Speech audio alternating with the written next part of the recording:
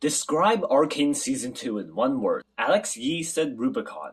Rubicon is defined by a point of no return, a threshold of permanent change in character development. Change is coming to characters we know and love in Season 2. We always said to ourselves that our first season should really establish our characters and get them to the point where they are pretty close to, the version of the characters from our game. So we in a way, it's kind of like really truly their origin story. Season 2, we definitely always wanted to take it further, to say, okay, now that we kind of know these characters and they exist in our audience's minds, also where do they go from here? And so the ending of our first season, it definitely turns a lot of things upside down, and it was really, really fun. We're writing the last 2 episodes right now. There's just every character really is becoming a bit of the opposite of who they were in season 1. So this statement from Christian Link's interview gives us some insight to the writer's thought processes come season 2. As mentioned in this video, season 1 is spent building characters up to essentially their lead counterparts. Jinx matures in capability and in affinity towards violence while developing her arsenal. Jace steps up as the new embodiment of Piltover and gets his hammer. Vi strengthens her relationship with Piltover, gets her gloves, and is in prime position to become an enforcer once Season 2 kickstarts. Still, some characters have yet to realize the potential of their in-game halves. Echo needs time travel. Caitlyn has yet to become sheriff, and Victor is not a robot. But the fact that the writers are taking each character's narrative journey beyond their League of Legends version is already indicative that Arcane is moving past the lore restrictions of the game. This means that champions will die. Back to talking about change. The backdrop of war makes it a perfect setting for drastic character development, quite literally taking each character out of their comfort zone. Much like how Christian hinted that each character is basically going to be completely opposite from how they are in Season 1, let's go over every character and theorize what that might look like. Jinx is whom I'm most interested in, and I think we already got a good look at what she's going to become.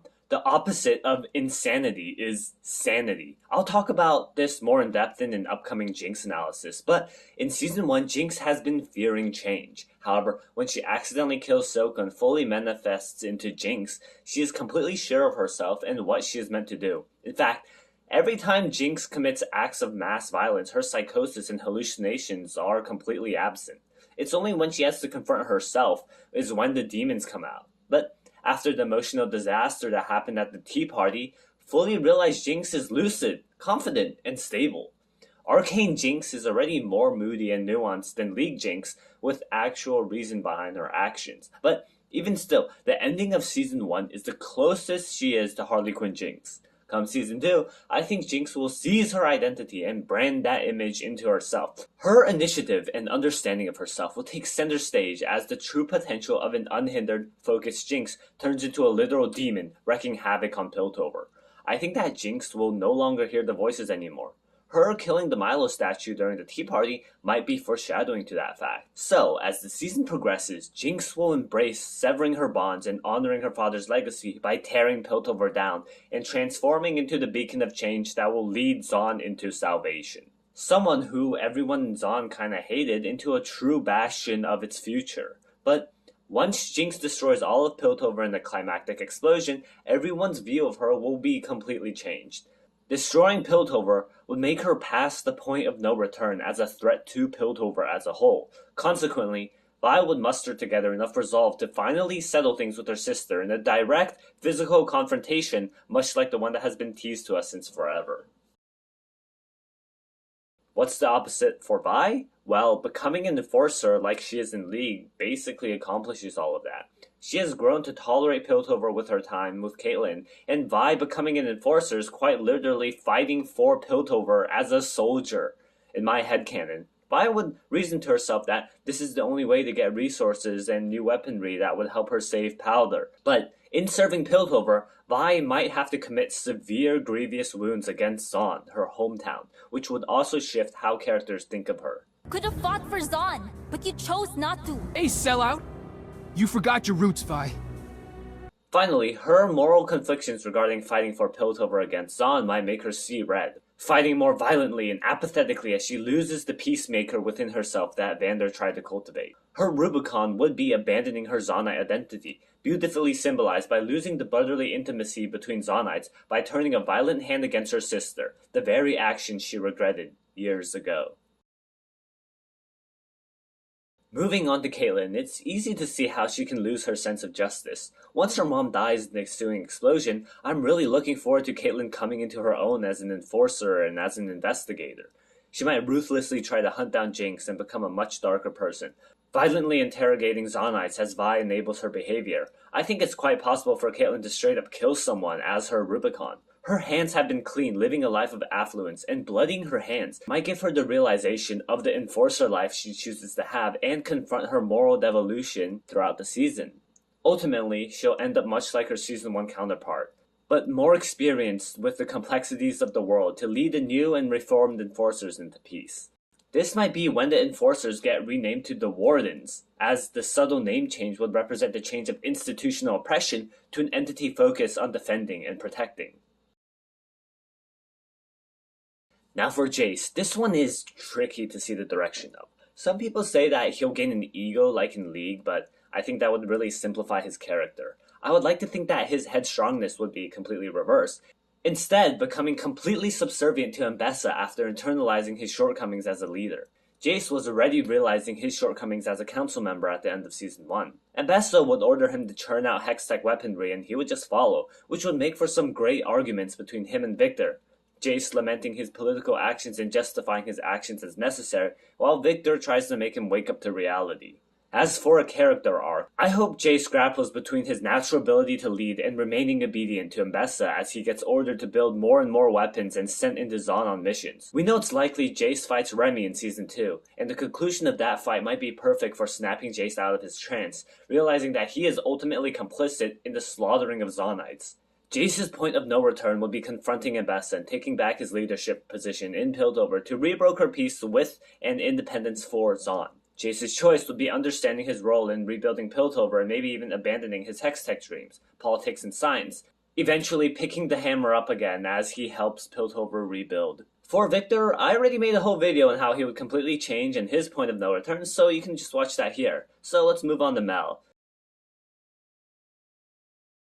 Again, it's going to be pretty hard to pinpoint how Mel's character arc goes. She had little character progression in Season 1, essentially non-existent until her mommy issues came in and she starts wanting for peace after just advocating for building weapons. But, okay. As I said in other videos, it's likely Mel gets injured from the explosion and spends the majority of the season unconscious. This would give Ambessa free reign over the council for most of the season, which is what we want for things to get interesting. I don't think she'll have any major character progression moments, but I see the possibility of her actually becoming pregnant. Because of the symbolism between Victor creating life in the Hex core, paralleling Jace creating life, her pregnancy might help wake up Jace to becoming more conscious of the future of Piltover and Zaun and the world his child would grow up in. And also making Mel confront the importance of becoming a mother and her entire identity of a politician. In fact, Mel is the only character who has to grapple with motherhood, with a lot of her current character being a result of the actions of her mother. But there's not much to go off of for Mel, so I'll leave it off at that. Echo has been a herald for change. In fact, the symbolism between Echo versus Jinx was a fight of change and stagnation, connectedness versus isolation. Echo getting time travel would turn him into someone trying to prevent change, rewinding time to undo any action. Much like his League lore, Echo's Rubicon can be possibly letting someone die and being completely powerless to save them, watching them die over and over and over again. This would bring his character arc full circle, understanding the importance of acceptance and limiting the usage of his time travel or whatever. We'll just have to see how that plays out for him. Heimerdinger, as covered in my last video, will regain his understanding of empathy in human life, embracing compassion, intimacy, and most importantly, progress. I can see Heimerdinger taking advantage of his immortality and being completely self-sacrificial to ensure no one else dies, which would really make his character likable for me, as Heimerdinger can continuously put himself in harm's way for others, a more direct impact on people than whatever he did as counselor. And, as I said, I can see him sacrificing himself and actually dying when Jinx does a nuclear fission Hextech bomb that would destroy Piltover as Heimerdinger accepts his role in the city's future and confronts mortality and magic in sacrificing himself to minimize the harm of Jinx's attack. Other than that, some minor characters can also face similarly daunting decisions and changes. Sabika can flip and become a leader instead of a follower. Warwick struggles with maintaining his clarity, becoming more monster and man, and I would really like to see Singe confronting his actions and the weapons he developed. I think Singe is going to be super important next season, with him being shown frequently in the teasers and his potential character interactions with Oriana and Warwick. But overall, I know you guys are as excited as me to see how the Arcane writers can dial everyone's character journeys to 100 and take everyone on their unexpected paths. I really want to know what you guys think about how all these characters will change in season 2, what their Rubicons, how they're gonna completely change, how their opposite paths will go. So let me know in the comments below. Like, subscribe, rewatch my video, turn that shit on loop and leave your computer. Just kidding, that might hurt me in the algorithm or whatever. Hope you guys have a nice day, and I'm sure my video made your day. Any hate comments? If you think I'm dumb and I'm delusional, let me know in the comments too, and I'll catch you guys in the next one, okay?